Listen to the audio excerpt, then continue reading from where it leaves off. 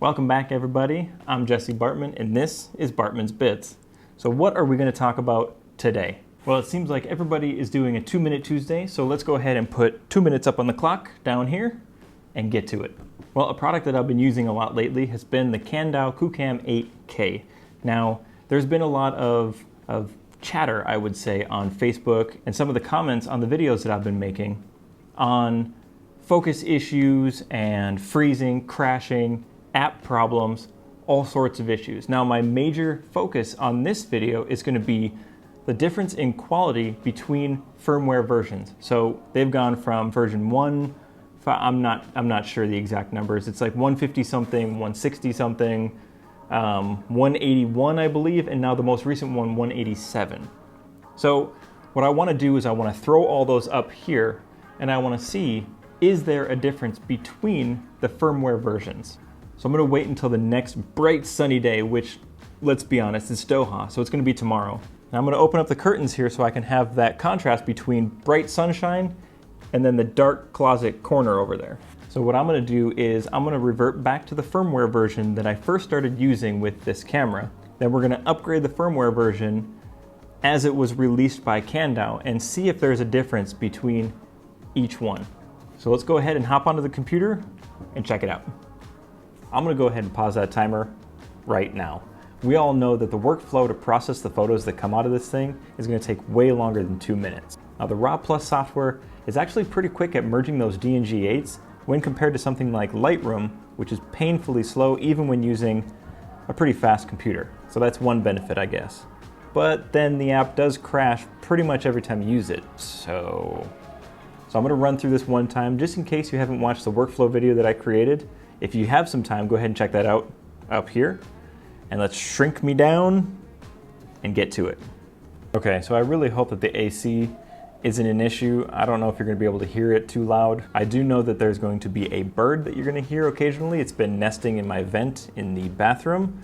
Gotta take care of that when I have some time. Hopefully it's not too disruptive.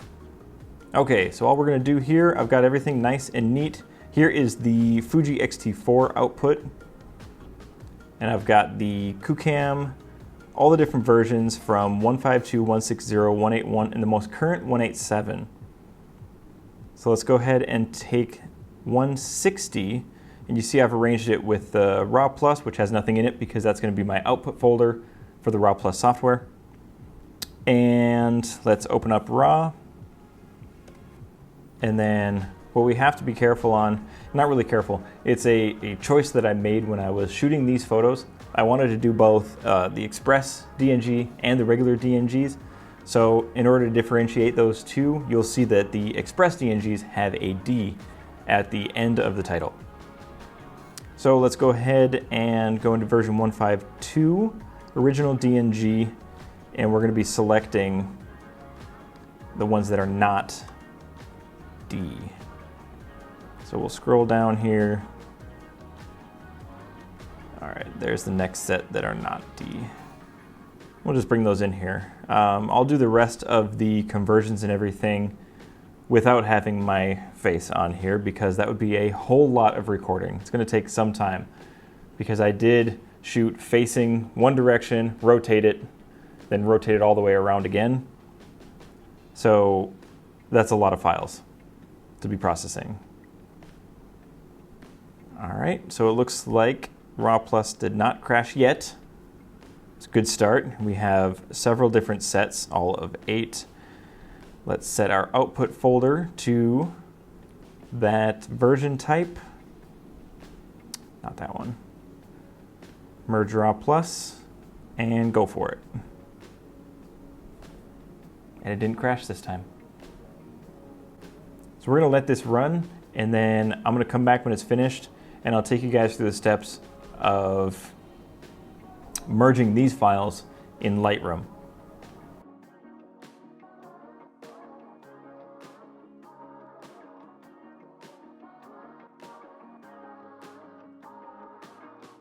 Looks like we are complete, so we don't have to open that up.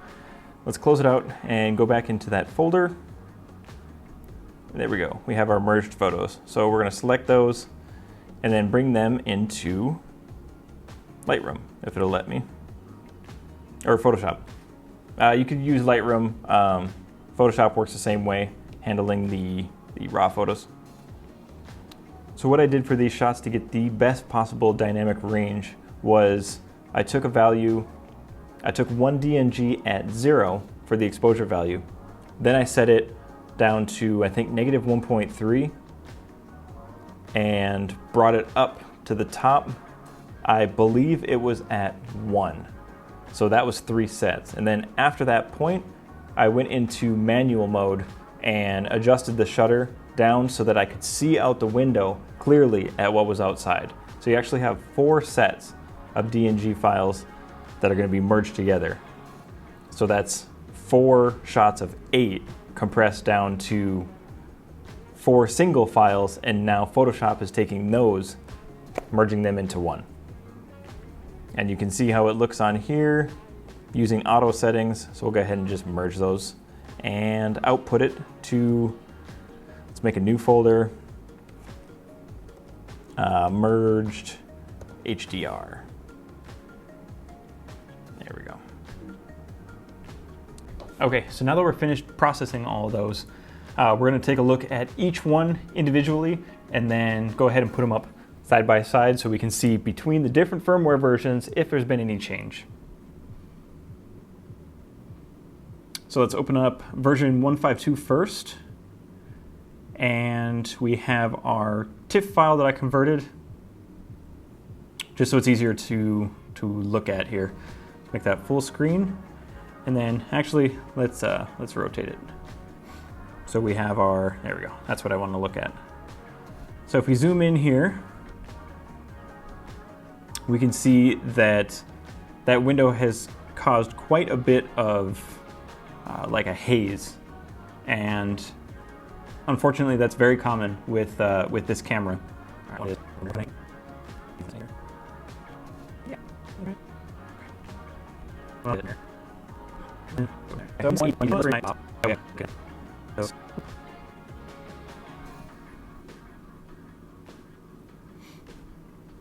All right, so 1.5.2, let's compare that to 160 on the right here.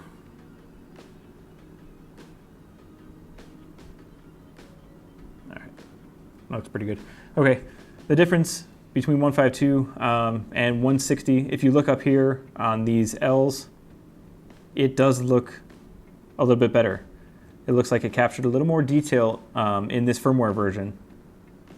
And I believe this was a major update, a major firmware update. So sharpening could have been part of that. I could reach out and see if they did include any kind of manipulation.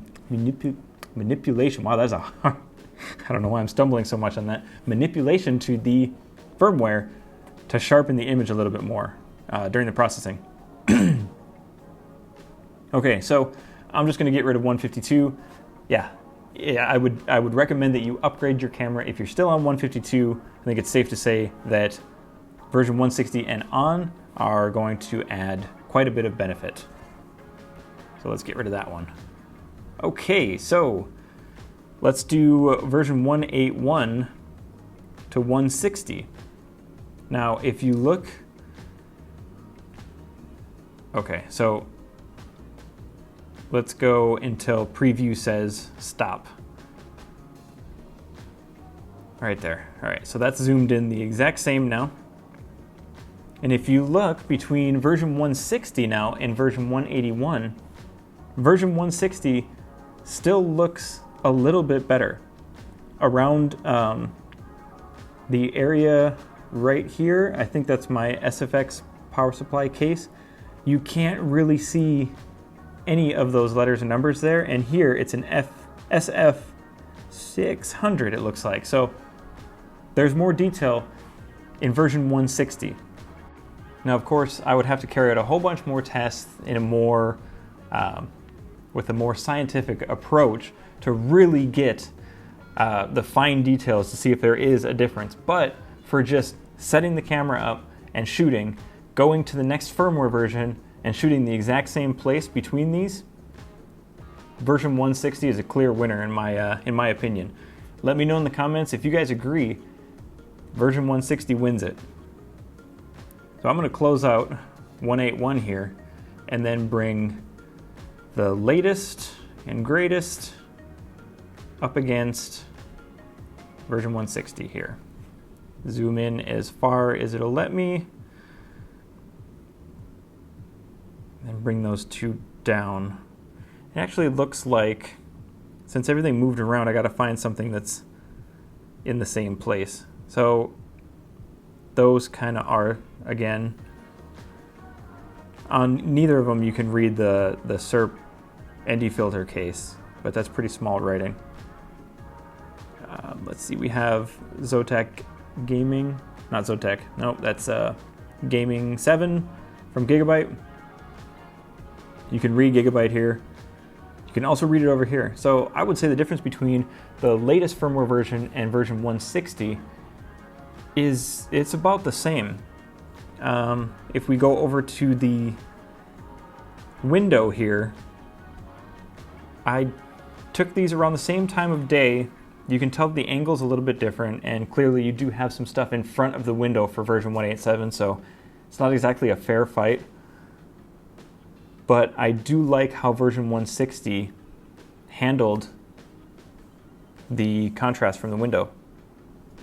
Okay, so I'm going to select 160 here and then put it up against the same view from the Fuji X-T4, this camera right here.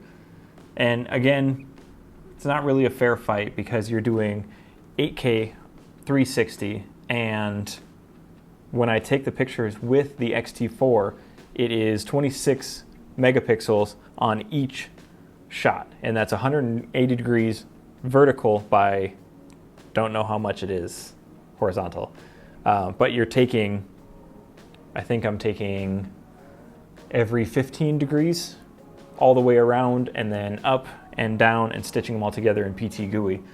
So there's just a lot more megapixels involved with using a DSLR. So it's not really a fair fight, but you can get a decent DSLR with that 8mm lens, because the lens is only about $200, and start doing your own virtual tours using that method rather than paying, you know, the $600 or so and getting kind of subpar results from the Qoocam 8K.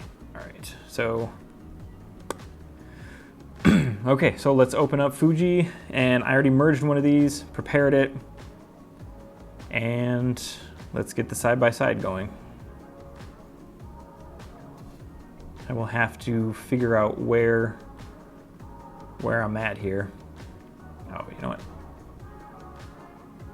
Left side, right side, there we go. Okay, so let's go back. It's unbelievably clear when you look at it here. Bring it over, and this is going to be mirrored, so it looks a little bit different, but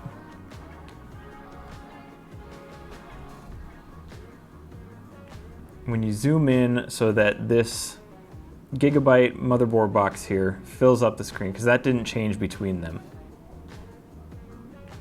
you can just tell how far I can zoom in having the clarity with the DSLR. It's in a completely different world.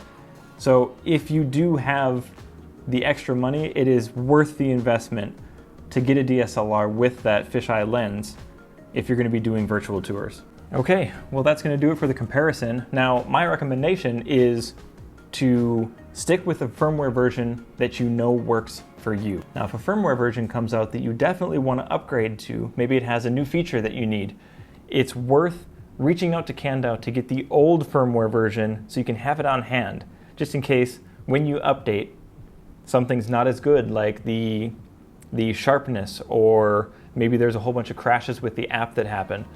Now you have that file to revert back to your known good version. And that's what I've done. I've actually stockpiled all the versions by reaching out to Kandao, and they will gladly send it to you so that you can revert back at any time. And that's a helpful tip to anybody that's looking to get this camera. So that's going to do it for this video. I hope to see you next time.